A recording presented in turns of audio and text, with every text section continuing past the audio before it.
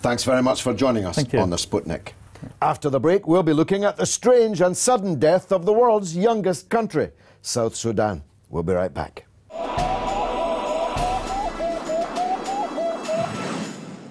Welcome back to Sputnik. Now, as you know, perhaps I'm not a big fan of breaking up countries, at least not where there is no pressing need to do so. If I believe that Korea is one and should be reunited, and Ireland ditto, it follows that I was a bitter opponent of the partition of Sudan, which in my lifetime was a single country, bigger than Western Europe, and ruled from Westminster, where I have sat for more than 25 years. South Sudan left, taking 80% of the country's oil wealth with it. Other separatist struggles continue in the north. And now South Sudan, the world's youngest country, has itself fallen apart, and the sides are murdering each other with gay abandon, and all on top of one of the world's richest oil fields. Joining us now to discuss the question of what's going on in Sudan is a very bright young man of my acquaint, an academic researcher studying African conflicts, and himself the son of one of the historic leaders of the oldest communist party in Africa, that of Sudan. He is Ahmad. Ahmad, welcome to the show. Let's start first of all with South Sudan. It has only just been born. Now it looks as if it might be dead. What's your analysis? There's divisions in the south that have never really been addressed. And these divisions were instigated by the north for the whole divide and rule policy that they learned from the colonial era.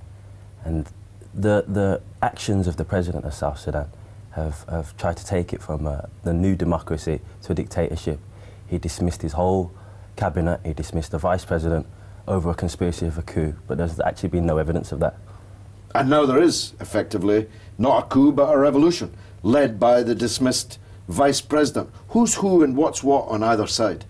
Well, the vice president, Mashar, is from the Nuer tribe, and the president is from the Denka tribe. The Denka is the most populated tribe in South Sudan, and the Nuer is the second most populated. They've had conflict for over 20 years now. There's been massacres on both sides, and the tension was never really addressed. They had a common enemy, Khartoum, but now that's gone. They're going at each other's throats. And is it just tribal? Any politics involved? There is definitely politics involved. It's about power and resources and who can get a piece of the pie. Like you said, Sudan is a very oil-rich country, and in any African state, oil can either be a curse or a gift. And what we're seeing, it's turned out to be the former. 80% of Sudan's oil went with South Sudan. The big oil companies moved in. Other actors, like Israel, for example, keen to cause further problems in the north, moved in heavily into the capital. Is there any big power involvement in this new struggle between these two personalities? All the big powers supported the separate movement because the oil was there. Yeah. It was obvious. South Sudan is a product of geopolitical differences between China and the United States. China's got its hands in the north. The United States wants to get its hands in the south, and that's why it's been working on separation from around the late 80s. However, the former great leader of the SPLM, John Garang, didn't want separation. He wanted a new Sudan where people were equal under the law and regardless of ethnicity, tribes and region. However, his untimely death took away that vision. 1 year ago exactly, me and George were in Sudan, in Khartoum and Omdurman, and everything seemed very stable and very beautiful indeed.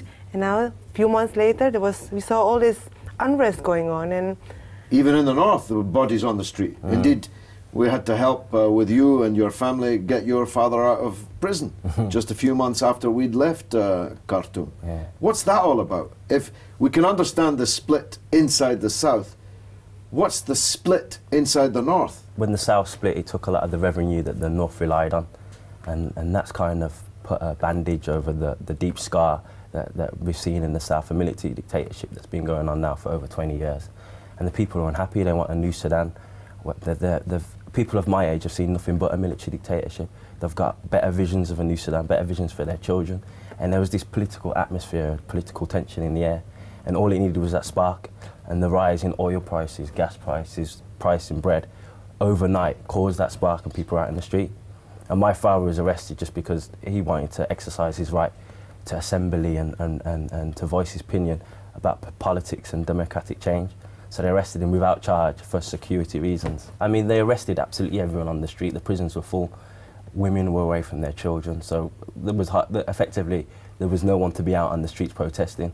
But all it needs is that spark again. All it needs is... Well, what's the spark going to be? Because I've met the President, Bashir. I must say I found him quite impressive. But he absolutely pledged to me that he would not run again for another presidential term. Is he going back on that now? He's filled up his pockets, so it's time to move on. He's made his money. There's reported. There's nowhere he can move on. He's subject to Interpol warrants. He's staying in Sudan. That's all he can do. But he's still travelling. No one's taking that arrest warrant seriously. No one's took it upon himself to arrest him. He's still travelling freely. He was even talking about going to the United States. So you think he will keep his promise not to run again? In which case, what happens at the next election? It's as you like to say, two cheeks of the same backside. If someone replaces him, it'll be the same policy, the same serving the interests of the few, filling up their bank accounts and not working for the interests of the Sudanese people. Yes, but Bashir has some special talents. He has a certain charisma and he had a certain position in the military and in the sort of paramilitary party which he runs. I'm not sure there's another Bashir. I mean, it seems to me that Bashir will either change his mind and run again because there isn't an alternative, or that when he goes, the dam will break and maybe some kind of revolutionary process will emerge in Sudan. Well, let's hope so. I mean, I've been waiting for it all my life, for a different Sudan. And I hope you're right. I hope he steps down and the dam breaks and the people rise up and try get some freedom that they haven't seen since the late 80s. Separation of North and South was one thing, but there are actually a lot of people now fighting to separate themselves out from the rest of the people in the North, places like Darfur and other struggles. Are they really separatist struggles? Do they really want to establish another country, or can this somehow be resolved without that? I think it can be resolved. The justice equality movement in Darfur actually not asking for a separate state. They're just asking to be involved. All the decisions are made in Khartoum. The resources are directed in Khartoum. They feel left out, marginalised, and it's been going on since the colonial period. They want to be involved. They want the same opportunities that the people in Khartoum get. People have a vested interest in breaking Sudan up. Do you think that there is any way that the big powers will allow Sudan to remain united? We need somebody with the same narrative that John Garang had, the justice equality movement are promoting, of a new Sudan that benefits people. Sudan has long been divided along geographical lines, tribal lines, ethnic lines. Well, indeed, the British Empire made sure of that. Yeah. I mean, they were the first ones to, as it were, bifurcate the country, not in state governance terms. Like languages. The people in the south they were not allowed to learn Arabic. Yeah. And there was trade and travel restricted. Yeah. There's effectively politically and socially segregated from one another. So it's a new year. What's going to happen in South Sudan now? I mean, the big powers are trying to bring the fighting under control, they say. The United Nations are involved, even the Marines, the US Marines have been there. Is this going to be all-out war, or will the talks in Addis Ababa somehow bring it under control? Well, the upcoming peace talks are fundamental for the future of Sudan, South Sudan. They need to put the political differences aside, because if they don't, we could see a bloody civil war like the ones we've seen in Somalia and Congo, and South Sudan could be divided again. Furthermore, beyond the peace talks, there's great challenges ahead for South Sudan. The ethnic divisions that have been prevalent for over 20 years need to be addressed in some kind of reconciliation process. Otherwise, these wars will keep happening over and over again. And South Sudan will change its status from the world's youngest state to the world's youngest failed state. Ahmed Keblo, thanks for bringing us up to date on the Sputnik. Thanks for having me. Well, now it's your turn through our social media review, coming through our portal RT_Sputnik. Gayatri, what's rattling?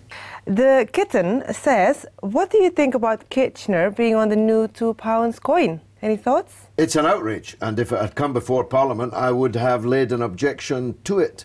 Kitchener wasn't just the butcher of the omdurman in the Sudan. He he didn't just, according to Mr. Churchill, allow his soldiers to dig up the grave of the Mahdi, cut off the head from the skeleton and play football with it.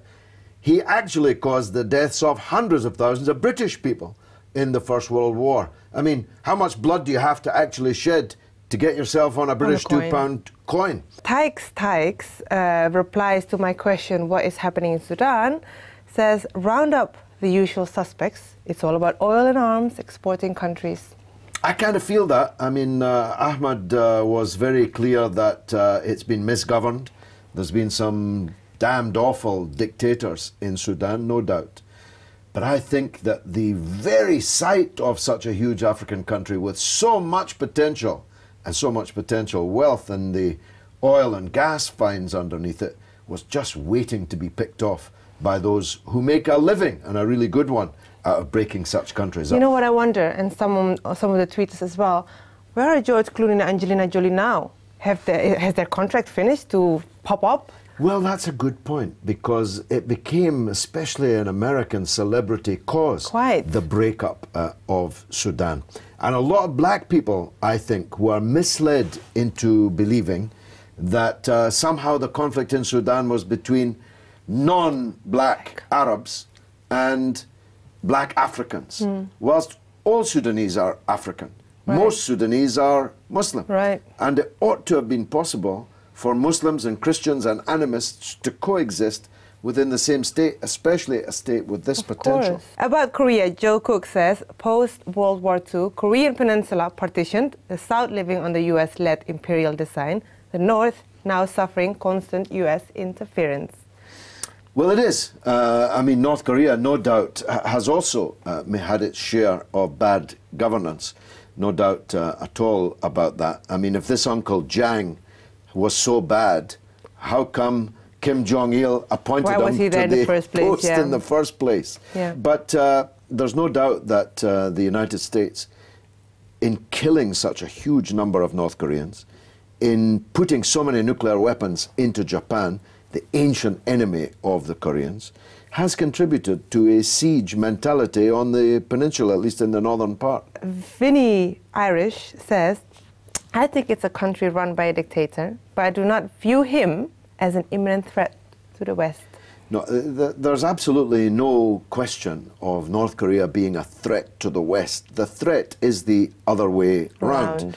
But whether Kim Jong-un, with the emphasis on young, age 30, is really in command of events now, we'll have to wait and see. Keith was not ambivalent about that, but he wasn't absolutely certain either, so we'll have to keep a watching brief on that. Well, that's all the tweets that we've got for this week. Which is a pity, because that means that's all the time we've got. Do keep the tweets coming on RT_Sputnik. That's it from me, Gayatri. And from me, George Galloway. It's been marvellous.